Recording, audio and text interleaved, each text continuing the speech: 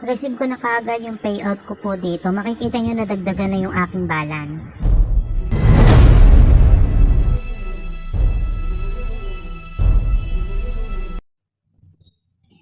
So, ito yung pag-uusapan po natin mga ka-earnings na bagong website. Pero, actually, hindi naman siya bago. Naka ilang araw na din. So, makikita nyo po sa balance ko, meron na akong 1,000 dito. So, kapag po nakapag-register kayo mga ka-earnings dito, may marireceive kayo na 50 pesos sa recharge account. So, yun yung pwede nyong gamitin. Pwede nyong dagdagan na lang po para makabili dito ng mga product nila. So, dito tayo sa, ayan, pag mag-withdraw po kayo, unahin na natin to, no? Para makita natin kung gaano kabilis po natin matatanggap yung kanilang withdrawal. So, bank card muna tayo, mga ka-earnings. So, click nyo lang yung add bank card. And then, dito ay ilagay yung number, pangalan ng inyong bank. Tapos, bank card number. And, ayan, GCash. Tapos, dito yung pangalan. So, pipili tayo kung ano po yung mga pwede natin gamitin yung gusto nating mode of payment nila. GCash, CoinPH, CoinsPH, GrabPay, meron ding PayMaya. So, marami kayong pwedeng pagpilian dito. So, ako ay mag-GCash na lang po. And then, pag lagay nyo na yung mga details dito, i-click nyo lang itong confirm. After nyo po makapag-submit doon, dito tayo mag-proceed sa pag-withdraw. So, dito ay click lang natin itong please select yung mode of payment nga din. I-click lang natin yung okay. Tapos, dito, ilalagay natin yung amount na i-withdraw natin. So, meron silang 2% po mga ka-earnings na withdrawal fee. And 8 p.m. or 8 a.m. to 8 p.m. yung kanilang withdrawal time. Tapos, 200 yung minimum. So, i-click na natin tong withdraw. And successful na nga po siya. Makikita nyo po doon. So, para kumita nga tayo dito, punta muna kayo sa homepage. Then, dito sa homepage, makikita nyo yung mga product po nila. Merong classic at latest. So, sa classic, 398 yung kanilang minimum. Tapos, meron tong cycle na 47 days. 135 mga ka-earnings yung magiging daily earnings mo.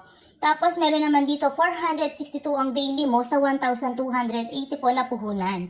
And then, 3,250 na puhunan, 1,244 ang magiging daily earnings mo. Pero ito hindi niya ma-withdraw agad kasi nakalock in po yan. And then, dito naman sa latest, so, avail kayo dito sa latest kapag meron na kayo sa classic. So, dito sa latest, ang 285 mo ay magiging 488 po yan. Cycle niya 1 day lang. So, pwede mo kagad yan ma-withdraw kinabukasan. And dito naman yung 2,300, may 3 days cycle siya. So, ayan. Ito naman yung pinakamalaki, no? 20 hours lang. Pero, masyado nang malaki yung kanilang hinihingi dito. Okay? So, if ever na mag-try kayo, pero walang sapilitan to ha. Ito po ay isang review lamang. Gusto kong i-share sa inyo kung paano po kumikita sa mga ganito.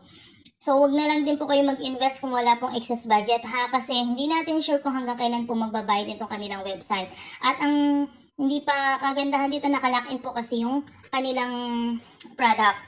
If ever nga po, ayan, click nyo lang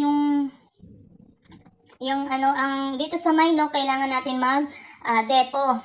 So, pili lang kayo ng amount, halimbawa, 200.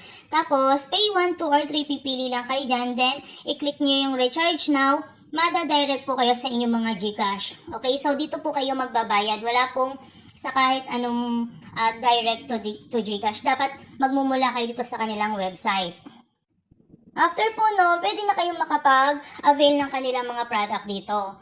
So, dito naman sa baba, meron silang check-in daily. So, meron tayong makukuha na 8 pesos po dyan para dun sa mga beginner po or newbie ang status pa lang. Kapag naman beginner player, 8 pesos din. Tapos intermediate player, 100 pesos yung makukuha mo daily.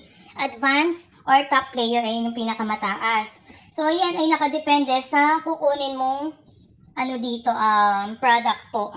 Okay, so ganun lang po siya. Ayan, nakalagay yung level niyan. Beginner, intermediate, ayan, top player. Tapos, reward. So, kapag po nakapag-invite tayo, and yung mga na-invite natin ay nakapag-avail ng mga product po dito, pwede tayong kumita ng 35% sa level 1, 5% sa level 2, and 1% pa po sa level 3. So, invite new users to successfully collect NFT collections. You will receive 100 pesos po plus 35% pa nung amount of collected items na as commission reward. So, ayan, pwede nyo pong copy, ayan, click nyo tong copy para masend nyo po yung inyong link sa inyong mga friends or kung sino man gusto nyo i-invite or pwede nyo po yung i-post sa inyong mga social media accounts. Okay, so dito meron pang mga task po nila. The more na mas marami tayong ma-invite na bumili ng product, mas malaki pa yung pwede nating kitain or maging bonus po dito. Ayan, okay. So, sa level and team, dyan yung makikita kapag po may mga na-invite na kayo.